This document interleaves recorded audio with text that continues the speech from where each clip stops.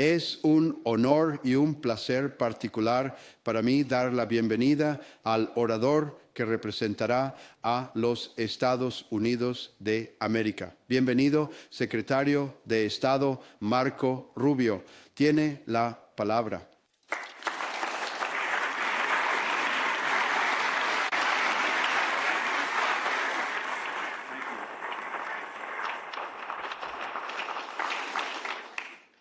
Gracias, muchas gracias. Nos reunimos aquí hoy como miembros de una alianza histórica, una alianza que salvó y cambió el mundo. Saben, cuando esta conferencia comenzó en 1963, fue en una nación, en realidad fue en un continente que estaba dividido contra sí mismo.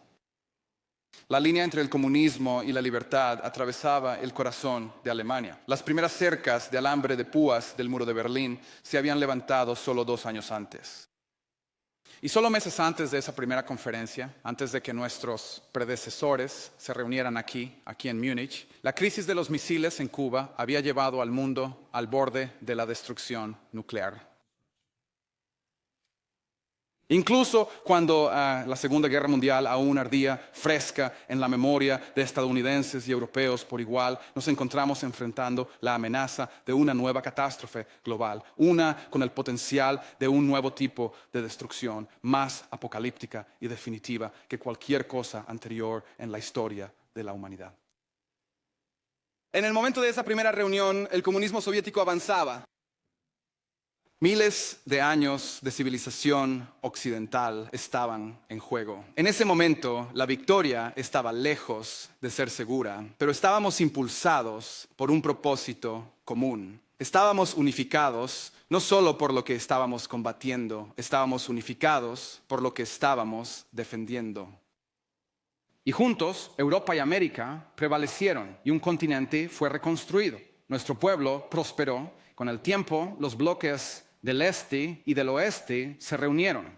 Una civilización fue una vez más completa.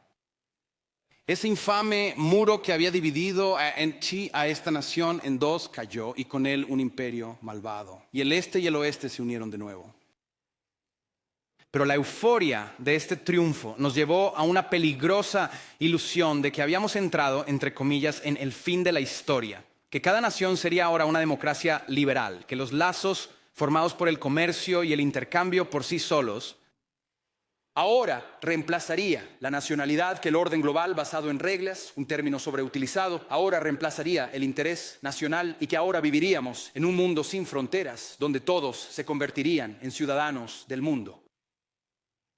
Esta fue una idea tonta que ignoró tanto la naturaleza humana como las lecciones de más de 5.000 años de historia humana registrada y nos ha costado caro.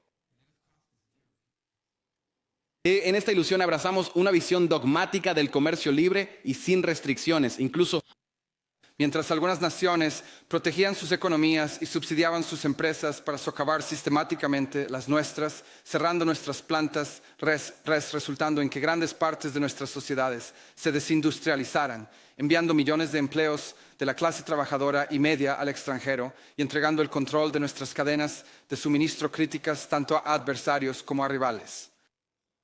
Cada vez más externalizamos nuestra soberanía a instituciones internacionales, mientras muchas naciones invertían en enormes estados de bienestar a costa de mantener la capacidad de defenderse. Esto incluso mientras otros países han invertido en el desarrollo militar más rápido de toda la historia humana y no han dudado en usar el poder duro para perseguir sus propios intereses.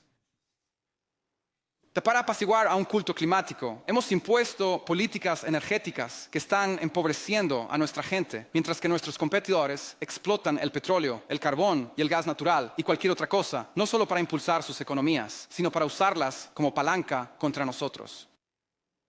Y en la búsqueda de un mundo sin fronteras, abrimos nuestras puertas a una ola sin precedentes de migración masiva que amenaza la cohesión de nuestras sociedades, la continuidad de nuestra cultura y el futuro de nuestro pueblo. Cometimos estos errores juntos y ahora juntos le debemos a nuestra gente enfrentar esos hechos y avanzar para reconstruir. Bajo el presidente Trump, los Estados Unidos de América asumirán una vez más la tarea de renovación y restauración, impulsados por una visión de un futuro tan orgulloso, tan soberano y tan vital como el pasado de nuestra civilización. Y aunque estamos preparados, si es necesario, para hacer esto solos, es nuestra preferencia y nuestra esperanza hacerlo juntos con ustedes, nuestros amigos aquí en Europa. Para los Estados Unidos y Europa pertenecemos juntos. América fue fundada hace 250 años, pero las raíces comenzaron aquí, en este continente, mucho antes. Los hombres que se establecieron y construyeron la nación de mi nacimiento llegaron a nuestras costas, llevando los recuerdos, las tradiciones y la fe cristiana de sus antepasados como una herencia sagrada, un vínculo inquebrantable entre el viejo mundo y el nuevo. Somos parte de una civilización, la civilización occidental. Estamos unidos por los lazos más profundos que las naciones pueden compartir, forjados por siglos de historia compartida, fe cristiana, cultura, herencia, idioma, ascendencia y los sacrificios que nuestros antepasados hicieron juntos por la civilización común de la que hemos heredado. Y por eso los estadounidenses a veces podemos parecer un poco directos y urgentes en nuestros consejos. Por eso el presidente Trump exige seriedad y reciprocidad de nuestros amigos aquí en Europa. La razón, amigos míos, es porque nos importa profundamente su futuro y el nuestro. Y si a veces no estamos de acuerdo, nuestros desacuerdos provienen de nuestro profundo sentido de preocupación por una Europa con la que estamos conectados, no solo económicamente, no solo militarmente, estamos conectados espiritualmente y estamos conectados culturalmente. Queremos que Europa sea fuerte, creemos que Europa debe sobrevivir, porque las dos grandes guerras del siglo pasado nos sirven como un recordatorio constante de la historia, de que en última instancia nuestro destino está y siempre estará entrelazado con el suyo, porque sabemos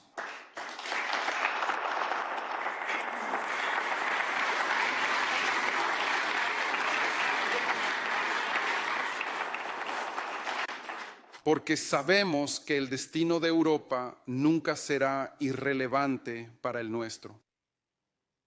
La seguridad nacional, de la que trata en gran parte esta conferencia, no es meramente una serie de cuestiones técnicas. ¿Cuánto gastamos en defensa o dónde? ¿Cómo la desplegamos? Son preguntas importantes, lo son, pero no son la fundamental.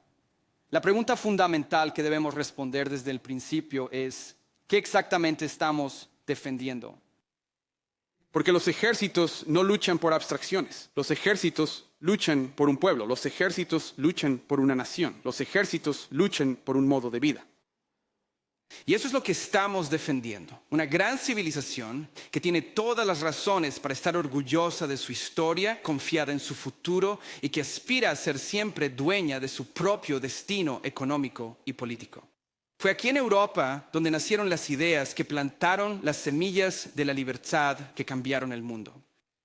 Fue aquí en Europa donde el mundo, que dio al mundo el Estado de Derecho, las universidades y la revolución científica. Fue este continente el que produjo el genio de Mozart y Beethoven, de Dante y Shakespeare, de Miguel Ángel y Da Vinci, de los Beatles y los Rolling Stones.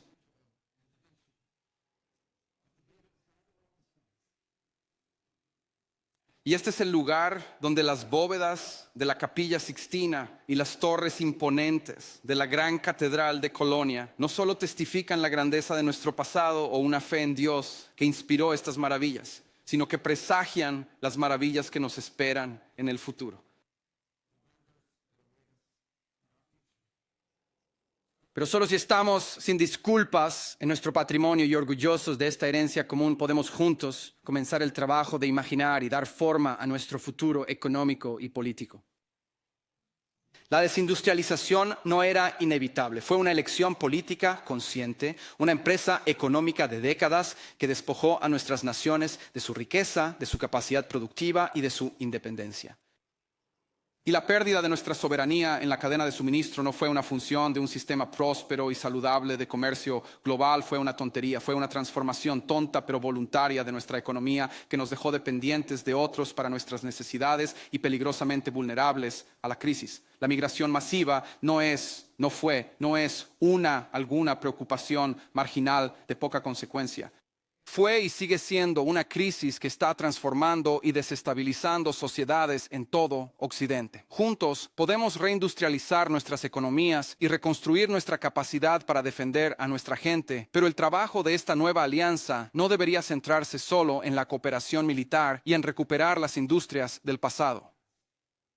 También debería centrarse en avanzar juntos en nuestros intereses mutuos, en nuevas fronteras, liberando nuestra ingeniosidad, nuestra creatividad y el espíritu dinámico para construir un nuevo siglo occidental. Viajes espaciales, comerciales, luego inteligencia artificial de vanguardia, automatización industrial y fabricación flexible, creando una cadena de suministro occidental para minerales críticos que no sea vulnerable a la extorsión de otras potencias, y un esfuerzo unificado para competir por la cuota de mercado en las economías del sur global. Juntos, no solo podemos retomar el control de nuestras propias industrias y cadenas de suministro, sino que también podemos prosperar en las áreas que definirán el siglo XXI.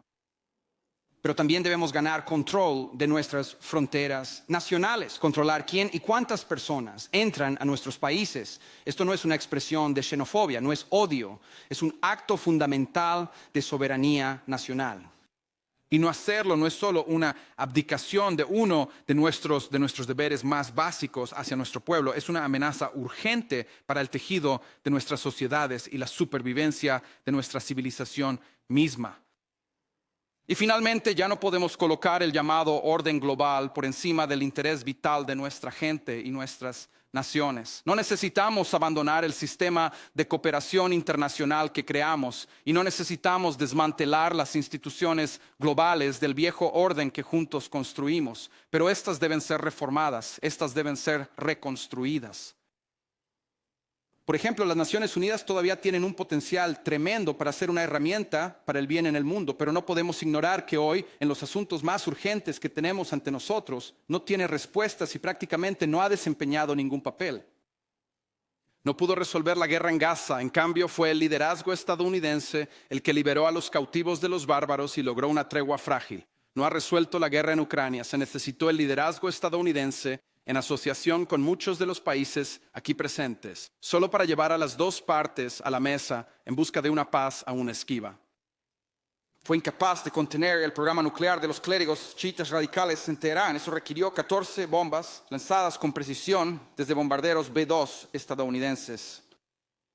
Y no pudo abordar la amenaza a nuestra seguridad de un dictador narcoterrorista en Venezuela. En cambio, se necesitó de fuerzas especiales estadounidenses para llevar a este fugitivo ante la justicia. En un mundo perfecto, todos estos problemas y más serían resueltos por diplomáticos y resoluciones firmemente redactadas. Pero no vivimos en un mundo perfecto. Y no podemos seguir permitiendo que aquellos que amenazan abiertamente a nuestros ciudadanos y ponen en peligro nuestra estabilidad global se escuden detrás de abstracciones del derecho internacional que ellos mismos violan rutinariamente. Este es el camino que el presidente Trump y los Estados Unidos han emprendido. Es el camino que les pedimos aquí en Europa que se unan a nosotros. Es un camino que hemos recorrido juntos antes y esperamos recorrer juntos nuevamente.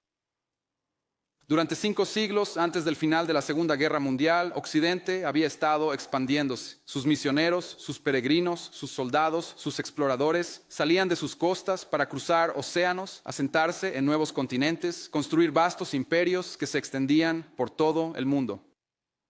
Pero en 1945, por primera vez, desde la era de Colón, se estaba contrayendo. Europa estaba en ruinas. La mitad vivía detrás de un telón de acero y el resto parecía que pronto seguiría.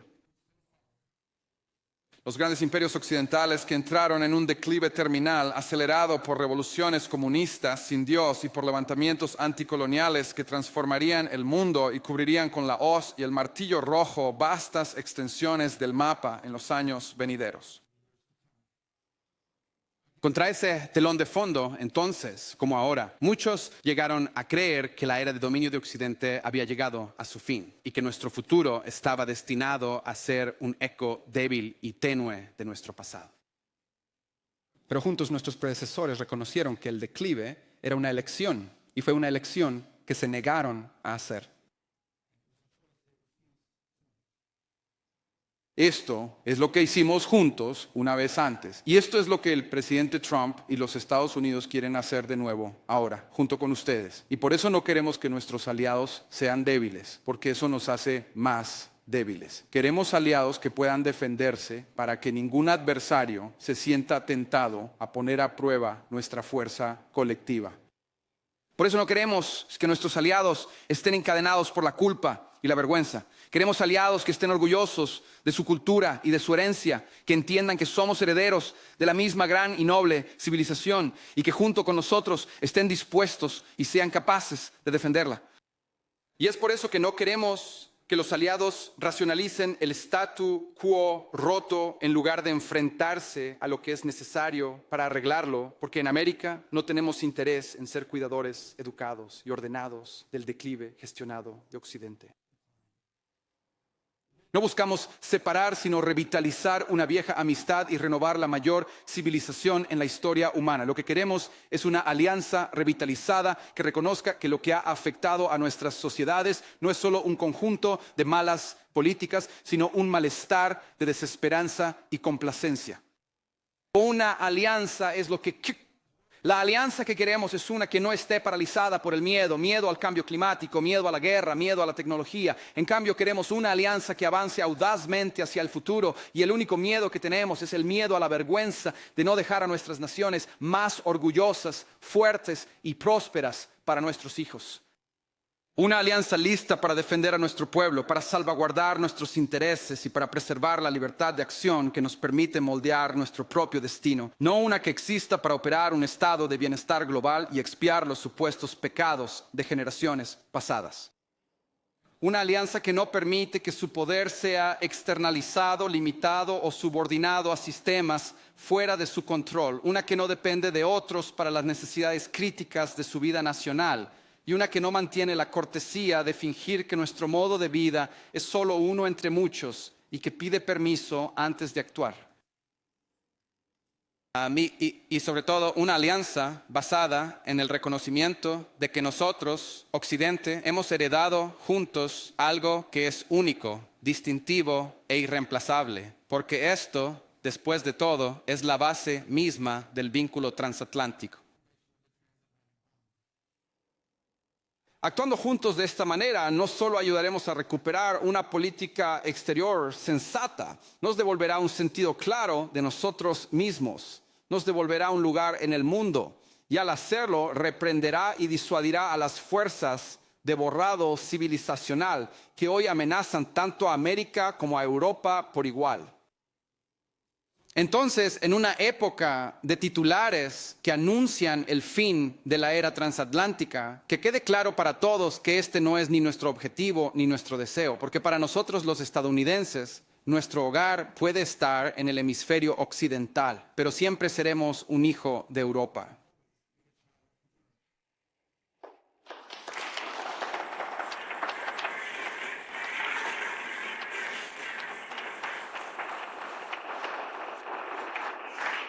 Nuestra historia comenzó con un explorador italiano cuya aventura en lo desconocido para descubrir un nuevo mundo trajo el cristianismo a las Américas y se convirtió en la leyenda que definió la imaginación de nuestra nación pionera. Nuestras primeras colonias fueron construidas por colonos ingleses, a quienes debemos no solo el idioma que hablamos, sino todo nuestro sistema político y legal.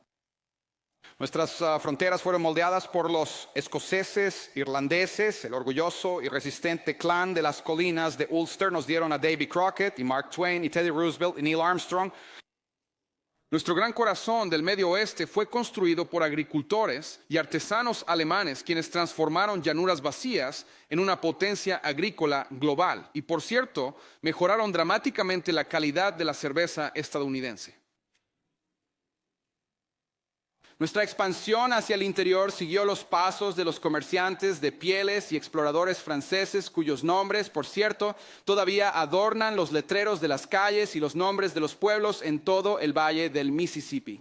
Nuestros caballos, nuestros ranchos, nuestros rodeos, toda la romántica del arquetipo del vaquero que se volvió sinónimo del oeste americano nacieron en España.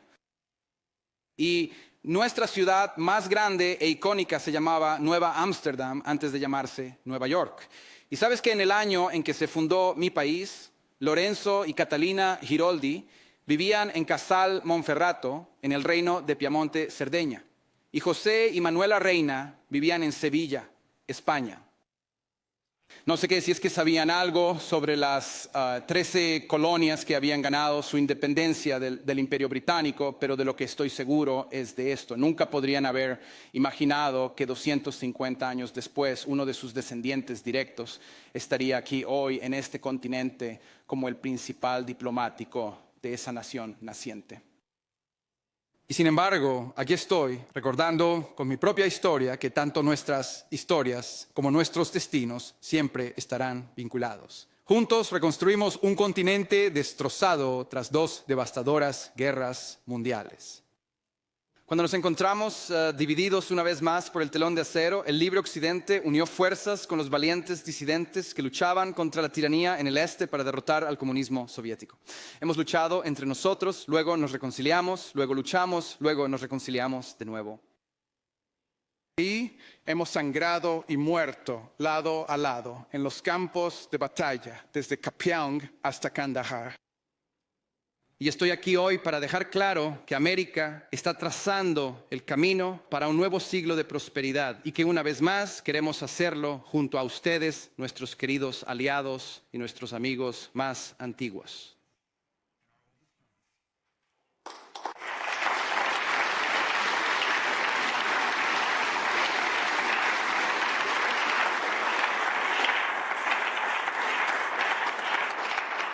Queremos hacerlo junto con ustedes, con una Europa que está orgullosa de su herencia y de su historia, con una Europa que tiene el espíritu de creación y libertad, que envió barcos a mares inexplorados y dio origen a nuestra civilización, con una Europa que tiene los medios para defenderse y la voluntad de sobrevivir.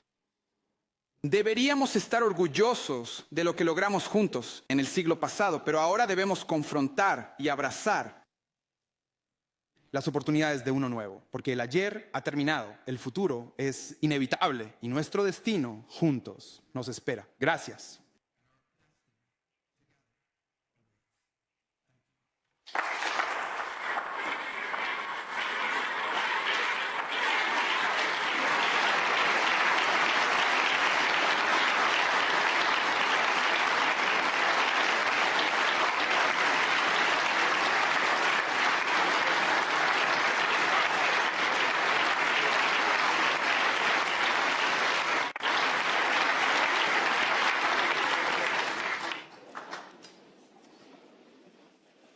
Señor secretario, no estoy seguro de que haya escuchado el suspiro de alivio en esta sala cuando estábamos escuchando lo que interpretaría como un mensaje de tranquilidad, de asociación.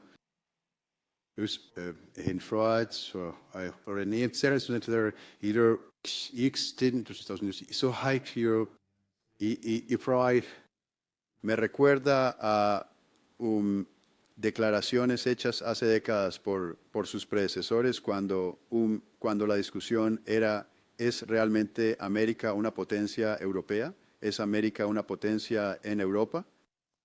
Gracias por ofrecer este mensaje de tranquilidad sobre nuestra asociación. De hecho, esta no es la primera vez que Marco Rubio está aquí en la Conferencia de Seguridad de Múnich. Ha estado aquí un par de veces antes, pero es la primera vez que está y es el orador como secretario de Estado. Así que gracias de nuevo. Ahora solo tenemos un par de minutos para solo unas pocas preguntas. Y si me permite, hemos recopilado preguntas de la audiencia. Uno de los temas clave aquí ayer, hoy, es, por supuesto, sigue siendo la cuestión de cómo abordar la guerra en Ucrania. Muchos de nosotros en las discusiones del último día, las últimas 24 horas, han expresado su impresión. Que los rusos, permítanme decirlo coloquialmente, los rusos están ganando tiempo, que realmente no están interesados en un acuerdo significativo. No se hincha de que estén dispuestos a comprometerse en ninguno de sus objetivos maximalistas. Ofrézcanos, si puede, su evaluación de dónde estamos y hacia dónde cree que podemos ir. Bueno, creo que donde estamos en este punto es que los temas en juego que tienen que ser aquí está la buena noticia. La buena noticia es que los temas que necesitan ser confrontados para terminar esta guerra se han reducido. Esa es la buena noticia. La mala noticia es que se han reducido a las preguntas más difíciles de responder y queda trabajo por hacer en ese frente. Escucho tu punto sobre, bueno, la respuesta es que no lo sabemos, no sabemos si los rusos están serios sobre terminar la guerra, dicen que lo están y bajo qué términos estarían dispuestos a hacerlo y si podemos encontrar términos que sean aceptables para Ucrania sobre los que Rusia siempre aceptará, pero vamos a seguir probándolo. Mientras tanto, todo lo demás sigue sucediendo. Los Estados Unidos han impuesto sanciones adicionales a Rusia también. En nuestras conversaciones con India hemos obtenido su compromiso de dejar de comprar petróleo ruso adicional. Europa ha tomado sus propias medidas hacia adelante. El programa Pearl continúa, en el cual armamento estadounidense se está vendiendo para el esfuerzo bélico ucraniano. Así que todas estas cosas continúan. Nada se ha detenido en el ínterin, así que no hay compra de tiempo aquí en ese sentido. Lo que no podemos responder pero vamos a seguir probando, es si hay un resultado con el que Ucrania pueda vivir y que Rusia acepte. Y yo diría que ha sido esquivo hasta este punto. Hemos avanzado en el sentido de que por primera vez en años, creo, al menos a nivel técnico, hubo oficiales militares de ambos lados que se reunieron la semana pasada y habrá futuras reuniones nuevamente el martes, aunque puede que no sea el mismo grupo de personas. Mira, vamos a seguir haciendo todo lo que podamos para desempeñar este papel de llevar esta guerra a un fin. No creo que nadie en esta sala esté en contra de un acuerdo negociado para esta guerra, siempre y cuando las condiciones sean justas y sostenibles, y eso es lo que queremos lograr, y vamos a seguir intentando lograrlo, incluso mientras todas estas otras cosas continúan sucediendo en el frente de las sanciones y demás. Muchas gracias. Estoy seguro de que si tuviéramos más tiempo habría muchas preguntas sobre Ucrania, pero permítame concluir haciendo una pregunta sobre algo completamente diferente. El próximo orador aquí en solo un par de minutos será el ministro de Relaciones Exteriores de China. Cuando usted sirvió en el Senado, señor, la gente lo consideraba una especie de halcón respecto a China. Sí, lo hicieron, sí. Así que lo hicieron. Sabemos que habrá en aproximadamente 2 meses una reunión cumbre entre el presidente Trump y el presidente Xi Jinping. Denos tu expectativa. ¿Eres optimista? ¿Puede haber un, entre comillas, acuerdo con China? ¿Qué esperas? Bueno, yo diría esto. Las dos economías más grandes del mundo, dos de las grandes potencias del planeta, tenemos la obligación de comunicarnos con ellos y hablar, y muchos de ustedes también en una base bilateral. Quiero decir, sería una negligencia geopolítica no estar en conversaciones con China. Diría esto porque somos dos países grandes con enormes intereses globales. Nuestros intereses nacionales a menudo no se alinearán. Sus intereses nacionales y los nuestros no se alinearán. Y le debemos al mundo intentar gestionarlos lo mejor que podamos. Obviamente evitando el conflicto, tanto económico como y peor. Y por eso es importante para nosotros tener comunicaciones con ellos en ese sentido. En áreas en las que nuestros intereses están alineados, creo que podemos trabajar juntos para tener un impacto positivo en el mundo y buscamos oportunidades para hacerlo con ellos. Pero tenemos que tener una relación con China y muchos de los países representados aquí hoy van a tener que tener una relación con China, siempre entendiendo que nada de lo que acordemos podría ser a expensas de nuestros intereses nacionales y francamente pues esperamos que China actúe en su interés nacional como esperamos que cada Estado-nación actúe en su interés nacional. Y el objetivo de la diplomacia es tratar de navegar esos momentos en los que nuestros intereses nacionales entran en conflicto entre sí, siempre con la esperanza de hacerlo pacíficamente. Creo que también tenemos una obligación especial porque lo que sea que ocurra entre Estados Unidos y China en el comercio tiene una implicación global. Así que hay desafíos a largo plazo que enfrentamos y que vamos a tener que confrontar que serán irritantes en nuestra relación con China. Eso no es solo cierto para los Estados Unidos, eso es cierto para el Occidente en general, pero creo que necesitamos intentar manejar eso lo mejor que podamos para evitar, ya sabes, fricciones innecesarias si es posible, pero nadie tiene ilusiones. Hay algunos desafíos fundamentales entre nuestros países y entre Occidente y China que continuarán en el futuro previsible por una variedad de razones y son algunas de las cosas en las que esperamos trabajar juntos con ustedes. Muchas gracias, señor secretario. Se nos ha acabado el tiempo. Lo siento por no poder tomar preguntas de todos los que querían preguntar. Señor secretario de Estado, gracias por este mensaje de tranquilidad. Creo que esto es muy apreciado aquí en la sala. Ofrezcamos un aplauso.